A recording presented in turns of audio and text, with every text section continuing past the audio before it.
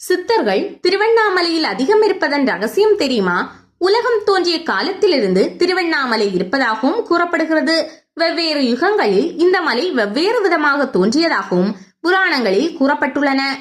முதலாக கிருதாயுகத்தில் திருவண்ணாமலை அக்னி சொரூபமாக அக்னி மலையாக நெருப்பு பிளம்பாக இருந்ததாம். அடுத்ததாக மாணிக்கம் மலையாக திரேதாயுகத்திலும் தாமிரமலையாக துவாபர யுகத்திலும் தற்போது கல்மலையாகவும் உள்ளது. முக்தி என்று சொன்னாலே ஈசனின் திருவடியை அடைவதுதான். அதே போல அண்ணாமலையாரை நினைத்தாலே முக்தி. சிவபெருமானை மலையாக வைத்திருக்கும் தலம்தான் திருவண்ணாமலை. சிவபெருமானுக்கு உரிய தலங்களில் அக்னி தலமாக உள்ளது. அதே போல சித்தர்களின் சொர்க்க பூமி திருவண்ணாமலை. இதை அடுத்துதான் அண்ணாமலை என்ற பெயர் உருவானது. அண்ணுதல் என்றால் நெருங்குவது என்ற அர்த்தமாகும். இதற்கு எதிர்மறையான அர்த்தம் கொண்டது. அண்ணாமலை அதாவது நெருங்க முடியாதது என்ற அர்த்தமாகும்.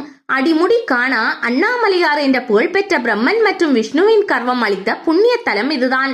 மேலும் சித்தர்களுக்கு எல்லாம் சித்தர் சிவபெருமான் தான். இதனால்தான் 18 சித்தர்களும் அவர்களின் சீடர்களான 188 சித்தர்களும் அரூபமாக திருவண்ணாமலையில் இருக்கிறார்கள். அதே போல திருவண்ணாமலை 14 கிலோமீட்டர் சுற்றளவு கொண்ட மலை பகுதியில் பல்வேறு சித்தர்களின் சமாதிகளும் உள்ளன.